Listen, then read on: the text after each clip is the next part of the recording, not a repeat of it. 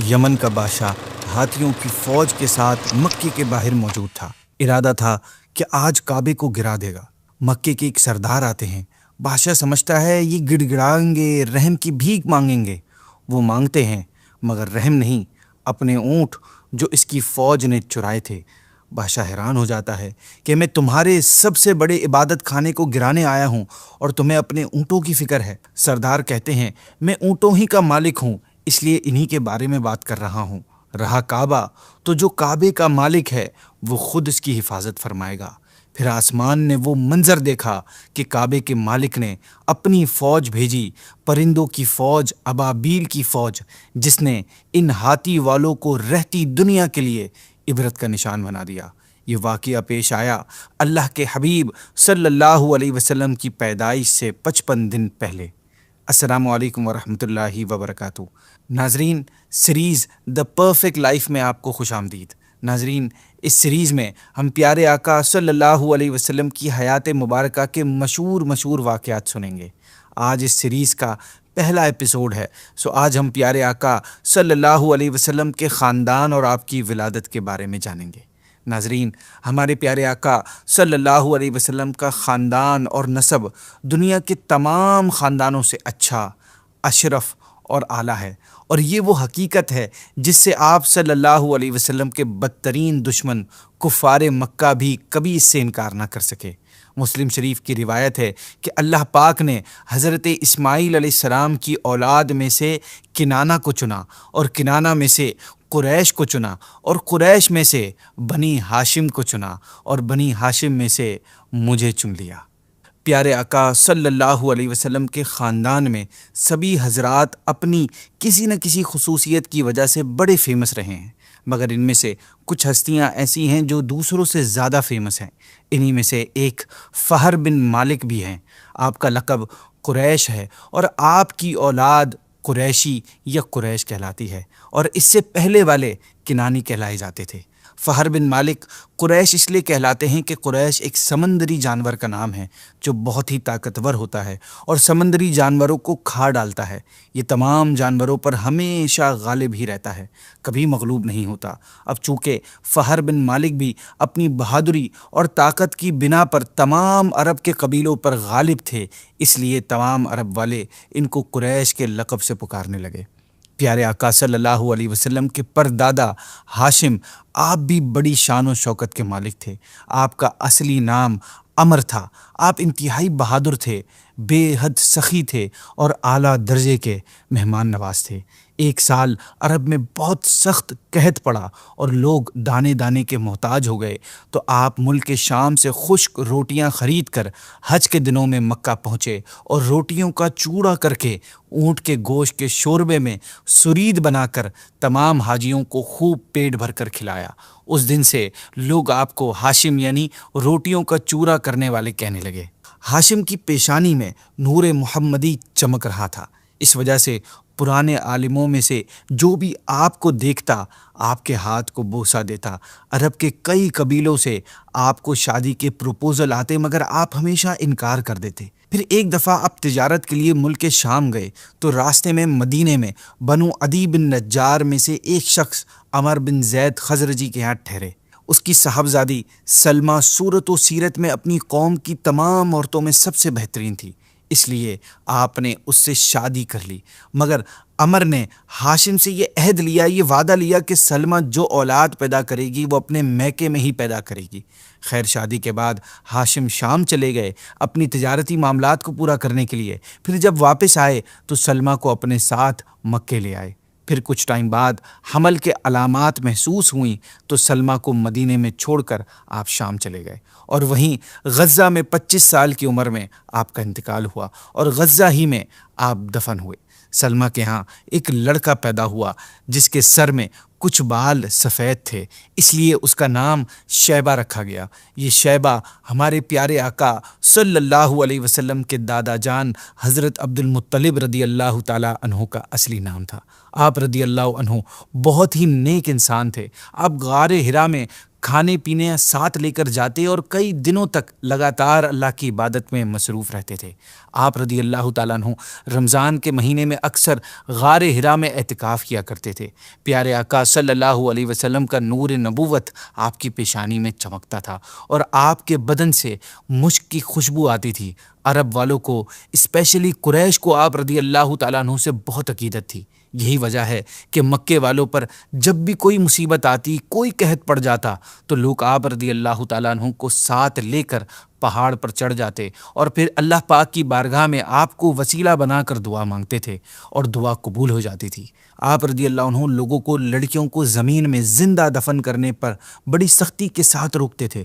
آپ شراب اور زنا دونوں کو حرام جانتے تھے اور عقیدے کے لحاظ سے آپ موحد یعنی ایک خدا کو ماننے والے تھے۔ زمزم شریف کا کنواں جو بالکل لوگوں کی نگاہوں سے غائب ہو چکا تھا، لوگ بھول چکے تھے، اس کا نام و نشان تک موجود نہیں تھا۔ آپ ہی نے اس کو نئے سرے سے کھود کر درست کروایا اور لوگوں کو آب زمزم سے سیراب کیا۔ آپ رضی اللہ عنہ بھی کعبے کے متولی یعنی کیئر ٹیکر اور سجادہ نشین ہوئے۔ اصحاب فیل کا واقعہ آپ رضی اللہ عنہ کے وقت میں ہی ہوا تھا۔ حضرت عبد المطلب رضی اللہ تعالیٰ عنہ کے صاحبزادے حضرت عبداللہ رضی اللہ تعالیٰ عنہ، یہ ہمارے پیارے آقا صلی اللہ علیہ وسلم کے والد محترم ہیں۔ ناظرین، حضرت عبداللہ رضی اللہ تعالیٰ عنہ حضرت عبد المطلب کے تمام بیٹوں میں سب سے زیادہ والد کے لاڈلے اور پیارے تھے۔ چونکہ آپ رضی اللہ عنہ کی پیشانی میں نور محمدی اپنی پوری شان و شوکت کے ساتھ چمک رہا تھا، اس لیے آپ صورت اور سیرت دونوں میں بے مثال تھے۔ قبیلہ قریش کے تمام حسین عورتیں آپ رضی اللہ عنہ سے شادی کی خواہش رکھتی تھی، مگر حضرت عبد المطلب رضی اللہ عنہ اپنے بیٹے کے لیے ایک ایسی عورت کی تلاش میں تھے جو حسن و جمال کے ساتھ ساتھ حسب و نسب کے اعتبار سے بھی اعلیٰ ہو۔ پھر آخرکار ایک دن آپ رضی اللہ عنہ کی یہ تلاش پوری ہوئی۔ ہوا کچھ اس طرح کہ ایک دن حضرت عبداللہ رضی اللہ تعالیٰ عنہ شکار کے لیے جنگل میں تشریف لے گئے تو یہودیوں کا ایک بہت بڑا گروپ اسلحہ لے کر آپ کے پیچھے آیا تاکہ آپ رضی اللہ عنہ کو تنہائی میں دھوکے سے قتل کر دیا جائے۔ یہودیوں نے ایسا کیوں کیا؟ کیونکہ یہودی حضرت عبداللہ رضی اللہ تعالیٰ عنہ میں کچھ باتیں دیکھ کر پہچان گئے تھے کہ آپ ہی آخری نبی کے والد ہوں گے۔ اس سے پہلے بھی وہ کئی بار آپ رضی اللہ تعالیٰ عنہ کو قتل کرنے کا پلان بنا چکے تھے، مگر ہر بار اللہ پاک آپ رضی اللہ تعالیٰ عنہ کی حفاظت فرماتے۔ اس بار بھی ایسا ہی ہوا۔ جنگل میں نہ جانے کہاں سے اچانک کچھ لوگ ظاہر ہوئے جو اس دنیا کے بالکل نہیں لگ رہے تھے۔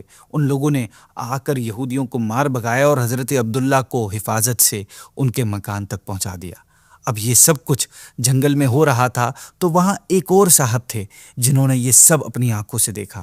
وہ تھے وہب بن مناف، حضرت آمنہ رضی اللہ تعالی عنہا کے والد۔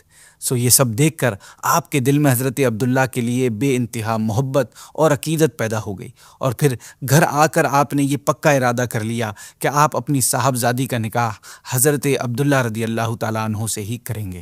چنانچہ اپنی اس دلی تمنا کو آپ رضی اللہ عنہ نے اپنے کچھ دوستوں کے تھرو حضرت عبد المطلب رضی اللہ تعالیٰ عنہ تک پہنچایا۔ خدا کی شان کہ حضرت عبد المطلب رضی اللہ عنہ بھی اپنے بیٹے حضرت عبداللہ رضی اللہ عنہ کے لیے جیسی دلہن کی تلاش میں تھے، وہ ساری خوبیاں حضرت آمنہ بنت وہب رضی اللہ تعالی عنہا میں موجود تھیں۔ حضرت عبد المطلب رضی اللہ عنہ نے اپنے اس رشتے کو خوشی خوشی منظور کر لیا، اور اس طرح 24 سال کی عمر میں حضرت عبداللہ رضی اللہ تعالی عنہ کا نکاح حضرت آمنہ رضی اللہ تعالی عنہ سے ہو گیا۔ نکاح کے بعد جب حمل شریف کو 2 مہینے پورے ہو گئے تو حضرت عبد المطلب رضی اللہ عنہ نے حضرت عبداللہ رضی اللہ تعالیٰ عنہ کو کسی کام سے مدینے بھیجا۔ وہاں سے واپسی لوٹتے ہوئے مدینے میں اپنے والد کے ننیال بنو عدی بن نجار میں 1 مہینہ بیمار رہ کر آپ رضی اللہ عنہ کی وفات ہو گئی، اور وہیں آپ رضی اللہ تعالیٰ عنہ کی تدفین کی گئی۔ وفات کے وقت آپ رضی اللہ عنہ کی عمر صرف 25 سال تھی۔ آپ رضی اللہ عنہ کی وفات کی خبر جب مکے میں پہنچی تو بنو ہاشم کا ہر گھر غم میں ڈوب گیا۔ روایتوں میں آتا ہے کہ آپ رضی اللہ عنہ کی وفات پر فرشتوں نے غم زدہ ہو کر بڑی حسرت کے ساتھ اللہ پاک کی بارگاہ میں عرض کی کہ الہی تیرا نبی یتیم ہو گیا۔ رب تعالیٰ نے فرمایا تو کیا ہوا، میں اس کا حامی و حافظ ہوں۔ سبحان اللہ۔ ناظرین، حضرت عبداللہ رضی اللہ عنہ نے ترکہ، جو وراثت کہتے ہیں جس کو، اس میں ایک خادمہ ایمن جن کا نام برکہ تھا، اس کے علاوہ کچھ اونٹ اور کچھ بکریاں چھوڑیں۔ یہ سب ترکہ پیارے آقا صلی اللہ علیہ وسلم کو ملا۔ ایمن بچپن میں پیارے آقا صلی اللہ علیہ وسلم کی دیکھ بھال کرتی تھیں۔ آپ پیارے آقا صلی اللہ علیہ وسلم کو کھلاتی، کپڑا پہناتی اور پرورش کی تمام تر ضروریات پرووائڈ کرتی۔ آپ رضی اللہ عنہ نے بہت ہی محبت اور رسپانسبلٹی سے اس خدمت کو سر انجام دیا۔ یہی وجہ ہے کہ پیارے آقا اپنی تمام عمر حضرت ایمن رضی اللہ تعالی عنہا کی دل جوئی فرماتے تھے، اور آپ نے اپنے محبوب اور منہ بولے بیٹے حضرت زید بن حارثہ رضی اللہ عنہ کا نکاح ان سے کروایا، اور ان کے پیٹ سے صحابی رسول حضرت اسامہ رضی اللہ تعالیٰ عنہ پیدا ہوئے۔ ناظرین، جسے سورج نکلنے سے پہلے ستارے چھپنے لگتے ہیں اور صبح کی روشنی ظاہر ہوتی ہے اور ایک آسمان پر ریڈنس نظر آنے لگتی ہے، یہ سب سورج کے آنے کی خبر دیتے ہیں۔ اسی طرح جب پیارے آقا صلی اللہ علیہ وسلم کی آمد کا وقت قریب آ گیا تو دنیا کے مختلف حصوں میں عجیب عجیب نشانیاں نظر آنے لگیں اور حیران کر دینے والے واقعات ہونے لگے۔ یہ سب علامتیں ایسی ہیں، یہ سارے سائنز ایسے محسوس کروا رہے ہیں کہ گویا یہ پوری دنیا کو جگا کر ایک خوشخبری دے رہے ہوں کہ اب نبی آخر الزماں اللہ پاک کے محبوب صلی اللہ علیہ وسلم تشریف لانے والے ہیں۔ چنانچہ اصحاب فیل کا تباہ ہونا، اچانک بارشیں برسنے سے عرب کی بنجر زمین ہری بھری ہو جانا، برسوں کے قحط سالی ختم ہو جانا، خوشحالی کا آ جانا، جھوٹے خداؤں کا زمین پر گر پڑنا، فارس کے آتش پرستوں کی 1000 سال سے جلتی آگ کا بجھ جانا، کسریٰ کے محل کا زلزلہ اور اس کے 14 ٹاورز کا گر جانا، بحیرہ صابا یعنی دریائے صابا کا اچانک سوکھ جانا، اور شام اور کوفہ کے درمیان ایک مشہور ندی کا اچانک دوبارہ جاری ہو جانا، یہ سب واقعات اسی سلسلے کی کڑیاں ہیں جو پیارے آقا صلی اللہ علیہ وسلم کی تشریف آوری سے پہلے آپ کی ولادت کی خوشخبریوں کے طور پر ظاہر ہوئیں۔ جب حمل شریف کو چاند کے حساب سے پورے 9 مہینے ہو گئے تو پیارے آقا صلی اللہ علیہ وسلم 12 ربیع الاول کو پیر کے دن فجر کے وقت کہ ابھی کچھ ستارے آسمان پر نظر آ رہے تھے، اس وقت آپ صلی اللہ علیہ وسلم کی ولادت ہوئی۔ آپ صلی اللہ علیہ وسلم اس طرح دنیا میں تشریف لائے کہ آپ کے دونوں ہاتھ مبارک زمین پر رکھے ہوئے تھے، سر مبارک آسمان کی طرف بلند تھا، بدن مبارک بالکل پاکیزہ تھا، جسم مبارک سے کستوری کی تیز خوشبو آ رہی تھی، قدرتی طور پر ختنہ کیے ہوئے، ناف بنی ہوئی، اس حال میں آپ صلی اللہ علیہ وسلم اس دنیا میں تشریف لائے۔ چہرہ مبارک 14ویں رات کے چاند کی طرح چمک رہا تھا اور دونوں کندھوں کے درمیان مہر نبوت کا نشان تھا۔ روایتوں میں آتا ہے کہ پیارے آقا صلی اللہ علیہ وسلم کی والدہ ماجدہ حضرت بی بی آمنہ رضی اللہ تعالی عنہا نے فرمایا کہ جب آپ پیدا ہوئے تو میں نے دیکھا کہ ایک بہت بڑا بادل آیا جس سے روشنی کے ساتھ گھوڑوں کے ہنہنانے اور پرندوں کے اڑنے کی آواز آ رہی تھی اور کچھ انسانوں کی بولیاں بھی سنائی دے رہی تھیں۔ پھر اچانک آپ صلی اللہ علیہ وسلم میرے سامنے سے غائب ہو گئے اور میں نے سنا کہ ایک اعلان کرنے والے اعلان کر رہا ہے کہ محمد صلی اللہ علیہ وسلم کو مشرق و مغرب میں سیر کراؤ اور ان کو سمندروں کی بھی سیر کراؤ کہ تمام کائنات ان کا نام، ان کا حلیہ، ان کی صفت معلوم ہو جائے، اور ان کو تمام جاندار مخلوق یعنی جن و انس، ملائکہ اور چرندوں اور پرندوں کے سامنے پیش کرو، اور انہیں حضرت آدم علیہ السلام کی صورت، حضرت نوح علیہ السلام کی بہادری، حضرت ابراہیم علیہ السلام کی خلت، حضرت اسماعیل علیہ السلام کی زبان، حضرت اسحاق علیہ السلام کی رضا، اس طرح کئی انبیاء کرام علیہ الصلوۃ والسلام کے کمالات ذکر کرنے کے بعد فرمایا گیا کہ ان کو تمام پیغمبروں کے کمالات اور اخلاق حسنہ سے مزین کر دو۔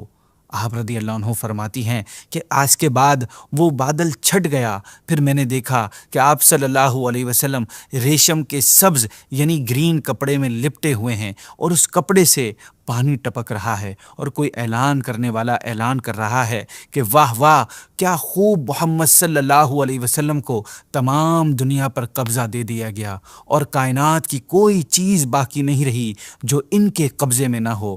اب میں نے آپ صلی اللہ علیہ وسلم کے چہرہ انور کو دیکھا تو وہ 14ویں کے چاند کی طرح چمک رہا تھا اور بدن سے پاکیزہ مشک کی خوشبو آ رہی تھی۔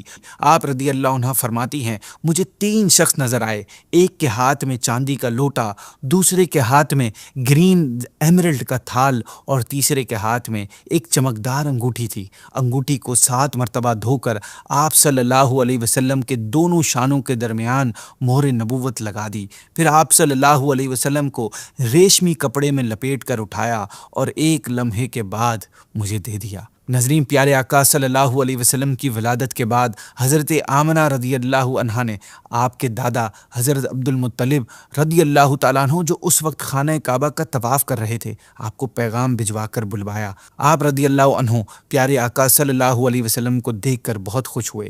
پھر بیت اللہ شریف میں لے جا کر آپ صلی اللہ علیہ وسلم کے لیے اللہ پاک سے دعا کی اور اس عظیم نعمت پر اس کا شکر ادا کیا۔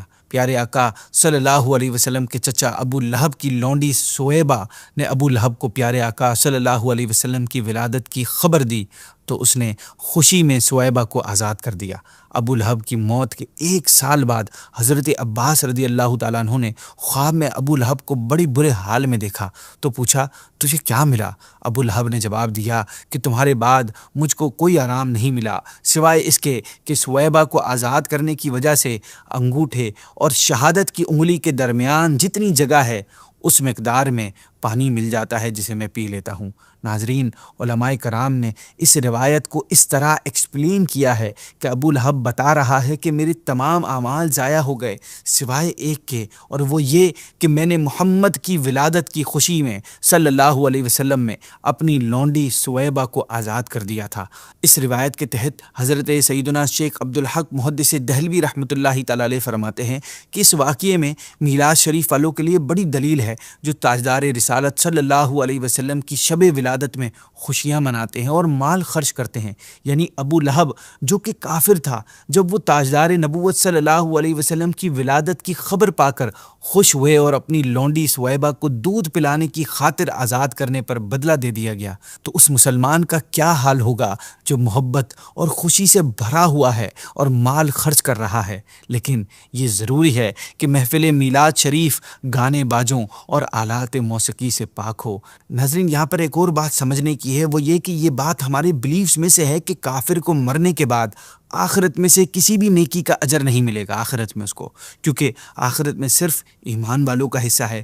آخرت میں صرف مسلمانوں کو نیکی کا اجر ملے گا، کافروں کو ان کی نیکیوں کا بدلہ دنیا ہی میں دے دیا جاتا ہے۔ جب ایسا ہے تو ابو لہب کو کیوں نیکی کا فائدہ ہو رہا ہے مرنے کے بعد؟ تو اس کا جواب علماء کرام نے یہ دیا ہے کہ ابو لہب کے ساتھ دوسرے کافروں سے ہٹ کر الگ معاملہ ہونا یہ حضور صلی اللہ علیہ وسلم کی خصوصیات میں سے ہے۔ یہ حضور صلی اللہ علیہ وسلم کا اللہ کی بارگاہ میں خاص مقام ہے کہ آپ کی ولادت کی خوشی منانے کی وجہ سے ابو لہب کے عذاب میں آسانی کر دی جاتی ہے۔ یہ پیارے آقا صلی اللہ علیہ وسلم کی وجہ سے ہے، ورنہ کافر کا کوئی عمل اسے آخرت میں فائدہ نہیں دے گا۔ اسی کے ساتھ ناظرین، ہم آج کی ایپیسوڈ کو اینڈ کرتے ہیں۔ نیکسٹ ایپیسوڈ میں ہم پیارے آقا صلی اللہ علیہ وسلم کے بچپن کے واقعات سنیں گے۔ السلام علیکم ورحمۃ اللہ وبرکاتہ۔